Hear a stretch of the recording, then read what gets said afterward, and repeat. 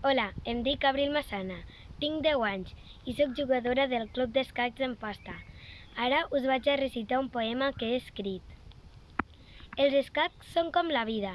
Quan avances una peça és que fas un pas cap endavant i vas a descobrir coses noves. Si captures una peça és com si tens un problema a la vida i el soluciones. Si et capturen una peça és que has fet alguna cosa malament.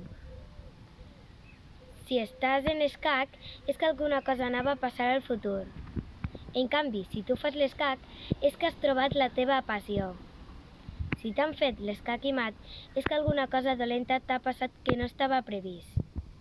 Però si tu fas l'escac i mat, és que et dediques a aquella passió que has trobat. Quan vaig començar a jugar a escacs, em va parèixer que era molt paregut a la vida i em va inspirar a escriure aquest poema. Espero que us hagi agradat. Gràcies.